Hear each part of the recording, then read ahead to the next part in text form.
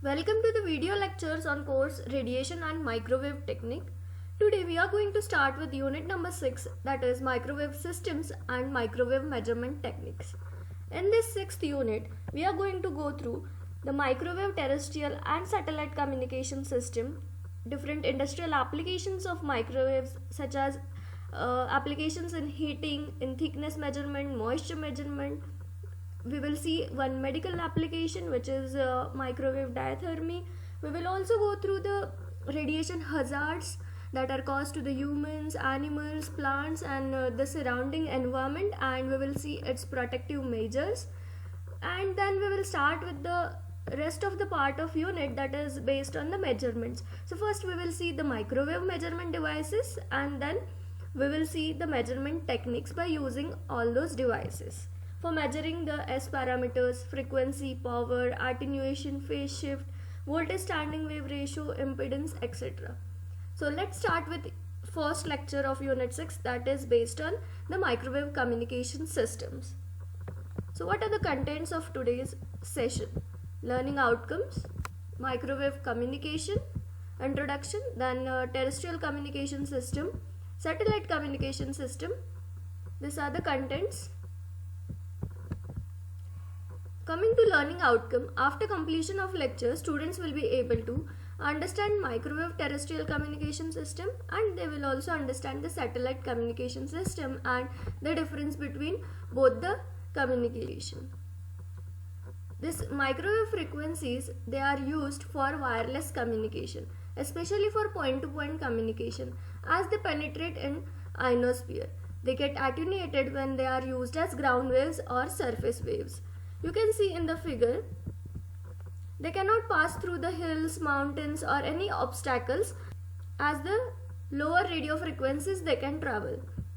Due to this, microwaves are used for line of sight communication. Propagation is by means of space waves. Microwave communication systems are mainly classified into two types, that is terrestrial systems and satellite systems. Both of these systems require a transmitter as well as a receiver system. Transmitter system converts baseband signal into microwave signal, and the receiver system does the opposite of it. It converts the received microwave signal back to the baseband signal.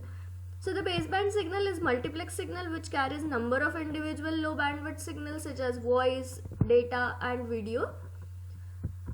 Multiplexing can either be time division multiplexing or the frequency division multiplexing. So let's see the diagram of terrestrial communication system.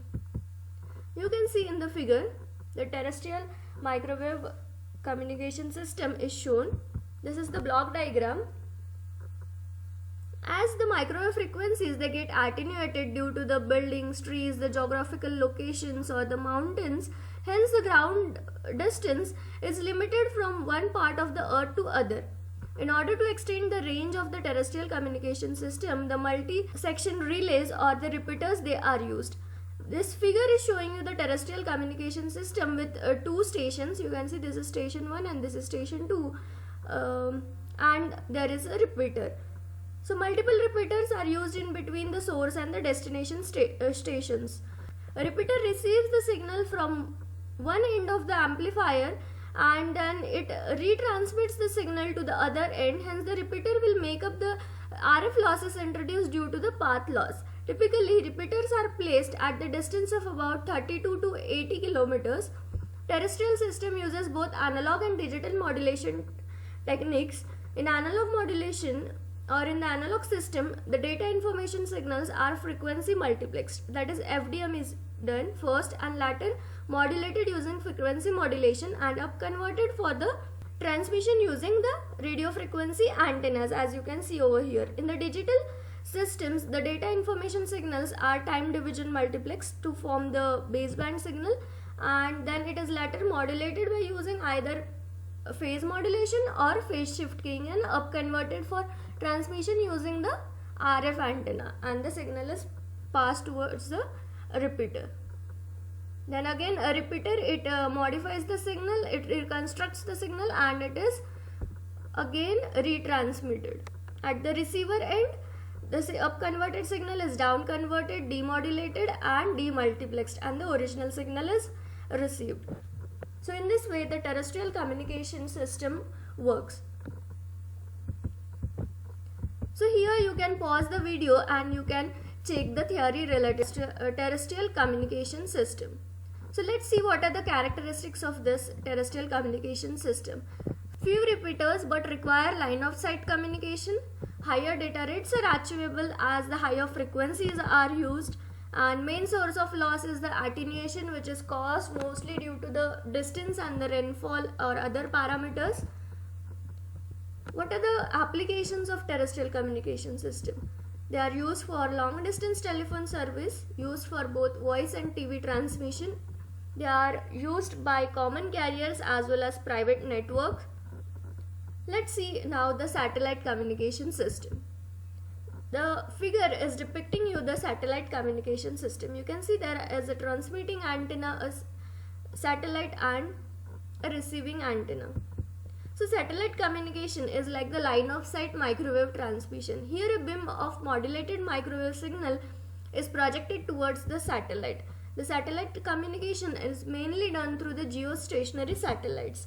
A geostationary satellite has the same time period of revolution of Earth, that is 24 hours. So it appears stationary with respect to the Earth. It is located at the height of 36,000 kilometers above the Earth's surface. A communication satellite is a spacecraft placed in an orbit around the Earth which carries a transmitting and receiving equipment called radio transponder. This transponder, it amplifies the microwave signal emitted by the transmitter from the surface of the Earth, and it sends then to the receiving station on the Earth. The transmitted signal is uplinked and received by the satellite station, which downlinks it with the ground station through its transmitter. The uplink and the downlink frequencies, they are kept different. A single satellite cannot cover the entire surface of the Earth. So at least 3 geostationary satellites they are required, which are 120 degrees apart from each other to have the communication link over the entire globe of the Earth. So there are 3 satellites which are covering the whole Earth. The Indian communication satellites Intelsat 2B and Intelsat 2C, they are positioned in such a way in the outer space that they are accessible from any place in the India. So this is all about the satellite communication system. This satellite communication systems, they find their applications in private business network. In that, satellite providers can divide the capacity into channels to lease to the individual business users. Then for TV distribution programs, they are transmitted to the satellite, then the broadcast down to the number of station, which then distributes the program to the individual viewers. Then direct broadcast satellite, they transmit video signal direct to the home user. They are also used in the long distance telephone transmission, and you can find the satellite communication most important application in global positioning system. Now let's see what is the difference or the comparison between the terrestrial and the satellite communication system. Coverage area of satellite based system is greater than the terrestrial based wireless communication system. A geosatellite with one single antenna can cover 1/4 of the Earth. Satellite communication link will have more degradation compared to the terrestrial communication link, but quality of transmission is quite good in the case of satellite communication. In a satellite link, delay from the Earth to the satellite to Earth is about 240 milliseconds, while in terrestrial link it will be far less. But the transmission cost in a satellite system is independent of the distance within the area of coverage of satellite antenna, while in terrestrial system it varies based on the distance. In a satellite based system, satellite equivalent isotropically radiated power and the bandwidth is very vital parameter which needs to be carefully designed at the initial stage of both satellite and the Earth station point of view. Very high bandwidths and very high data rates, they are achievable in the satellite based communication system. In case of satellite based system, all the Earth station can receive their own transmissions, and hence transmitted power should be carefully decided based on the radio frequency link budget. Both the transmitting and the receiving frequencies are different and hence will not create much problem. So the transmitting and the receiving, that is the uplink and the downlink frequencies, they are kept different. Transmit reject filter should be good enough to overcome this problem.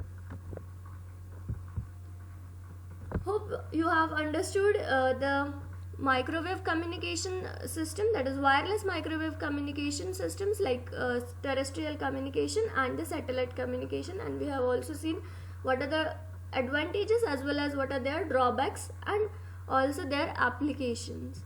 Thank you.